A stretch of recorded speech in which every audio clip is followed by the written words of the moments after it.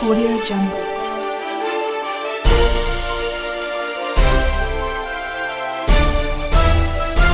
Audio Jungle. साथियों को हृदय से धन्यवाद देता हूं। उन्होंने खुलकर कोरोना और लॉकडाउन कैसे खुले इस संबंध में सुझाव दिए हैं और आपके सुझाव सचमुच में आगे की रणनीति तय करने में बहुत सहायक होंगे।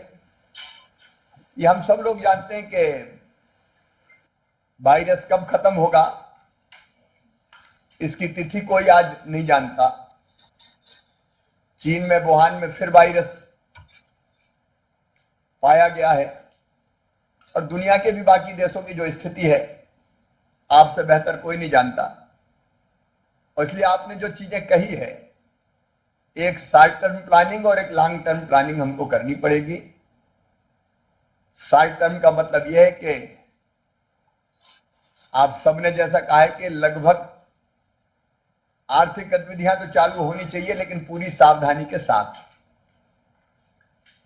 चाहे वो रेड जोन हो, वहां कौन सी सावधानी रखनी है, स्कूलों के बारे में, दुकान खुलने के बारे में, प्राइवेट अस्पतालों में इलाज और ढंग से हो, बेहतर हो, उसके बारे में। तो एक तो हमको तत्काल आर्थिक गतिविधियां भी शुरू हो, लेकिन सावधानी भी रहे कि आपके सबके मन के भाव आए हैं। एक समस्या तात्कालिक है, जो मजदूर बाहर से आ रहे हैं उनको व्यापक पैमाने पर रोजगार के इंतजाम करने होंगे। अब शायद लोगों के दिमाग में एक बार आ गया कि एक बार तो घर जाना है, और इसलिए हम लोगों ने मध्य प्रदेश में लिबरली वो आ पाए इसकी कोशिश की। पहले बसों से भी लाए, अब ट्रेनों से भी ला रहे हैं और ट्रेनों से लाके बसों से उनके गांव भेज रहे हैं।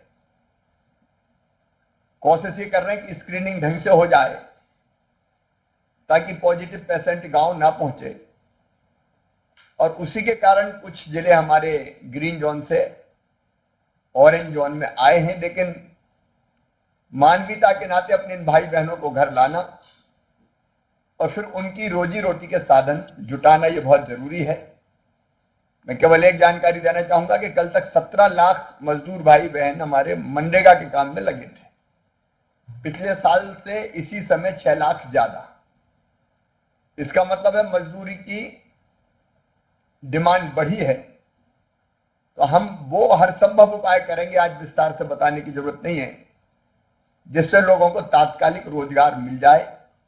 आप सबने प्रकट की चिंता, जो प्रवासी मजदूर आ रहे हैं दक्षिण और पश्चिम के राज्यों से और उत्तर प्रदेश, बिहार, झारखंड, उड़ीसा, छत्तीसगढ़ की तरफ जा रहे हैं, उनके दर्द से मैं भी परिचित हूं और आपने भी अपनी चिंता जाहिर की है। हम लगातार कोशिश करेंगे कि यथासंभव उनको पैदल न चलने दें, बसों में बैठा के बॉर्डर तक छोड़ें और भोजन इत्यादि के पर्याप्त इंतजाम करें। उसकी व्यवस्था में कसर नहीं छोड़ेंगे। स्कूल अभी बंद है, लेकिन ऑनलाइन पढ़ाई कैसे हो सकती है और विकल्प क्या हो सकते हैं टेक्नोलॉजी का इस्तेमाल करते हुए, उसके बारे में आपके सुझाव आए हैं। और एक लॉन्ग टर्म प्लानिंग हमको करनी होगी आत्मनिर्भर भारत के लिए, आत्मनिर्भर मध्य प्रदेश। और इसलिए कई चीजें ऐसी है, छोटी छोटी चीजें जो कहीं चीन से आ जाती है, कहीं दुनिया के दूसरे देशों से आ जाती है। अब गणेश जी की मूर्ति हो, दिवाली के दिए हो, होली की पिचकारी हो, अब ये सब हमारे लोकल नौजवान बना सकते हैं। एक नहीं ऐसी अनेकों चीजें, मैं विस्तार में नहीं जाऊंगा। मैंने तो एक विचार प्रकट किया, लगातार इस प्रोसेस में लगा हूं, लगातार के हम लोकल को कैसे बढ़ावा दें, अपने उद्यमी कैसे खड़े हों, एमएसएमई कैसे आगे बढ़े। प्रधानमंत्री जी ने भी एक पैकेज घोषित किया है, मध्य प्रदेश उसमें क्या जोड़ सकता है। लेकिन इस पर जोर देना ही होगा कि मध्य प्रदेश स्वावलंबी बने और हम अपने प्रदेश की जरूरत की चीजें, कल ही मैंने महिला सेल्फ हेल्प ग्रुप के साथ चर्चा की थी व्यापक पैमाने पर, कई चीजें वो बना सकती है, इंडिविजुअल भी बनाए, सेल्फ हेल्प ग्रुप भी बनाए। उस दिशा में भी बहुत गंभीरता से प्रयास जारी रहेंगे हमारे कई वर्ग वो हैं जिनके काम धंधे बंद हो गए, रेहड़ी वाले, पटरी पर सामान बैठने वाले, चाय के ठेले वाले, उनको भी सहायता की आवश्यकता है। आपने चिंता प्रकट की है तो कुछ न कुछ उस दिशा में भी विचार करके सीमाओं में, सरकार की आर्थिक सीमाएं हैं रहते हुए, उनकी भी मदद करने का पूरा प्रयास करेंगे। मित्रों, आपने जो चिंता जाहिर की है वो समाज की चिंता है, और इसलिए आपसे बात करने के बाद समाज के जो भाव है एक तरह से उनका प्रकटीकरण हुआ है। इसके आधार पर लॉकडाउन खोलने की रणनीति हम तैयार करेंगे। कोशिश ये रहेगी कि एक तरफ कोरोना को कंट्रोल भी रखें, अनकंट्रोल्ड ना हो पाए, और दूसरी तरफ हम आर्थिक गतिविधियां भी तेजी से शुरू करें, क्योंकि आपने भी चिंता प्रकट की है कि वो शुरू अगर नहीं हुई तो फिर दूसरी समस्याएं पैदा होगी।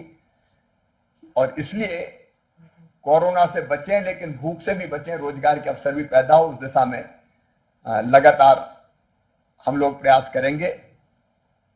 जो मित्र हेलो, मेरी आवाज आ रही है? हाँ दीप्ति जी, आपकी आवाज आ रही है, लेकिन शायद तकनीकी दिक्कत के कारण उस समय आप जुड़ नहीं पाए होंगे। ऐसे सभी मित्रों के सुझाव हम ऑनलाइन भी लेंगे, उनसे चर्चा भी कर लेंगे, और मेरी पूरी कोशिश ये रहेगी सरकार की कि आपके साथ मिलकर, समाज के साथ मिलकर, सबके साथ मिलकर कम से कम इस महामारी को हम पूरी तरह से कंट्रोल कर पाए। बस एक अंतिम मेरा आग्रह फिर यही है कि समाज का आत्मविश्वास नहीं डिगना चाहिए, समाज का आत्मविश्वास बना रहना चाहिए कि बीमारी है लेकिन ठीक होके जाएंगे। थोड़े समय के बाद विशेषज्ञ बताते हैं कि एंटीबॉडीज अपने आप कुछ ऐसी डेवलप हो जाएगी कि कोरोना का उतना असर ही नहीं होगा, लेकिन उसमें अभी समय लगेगा, और मुझे लगता है समय रहते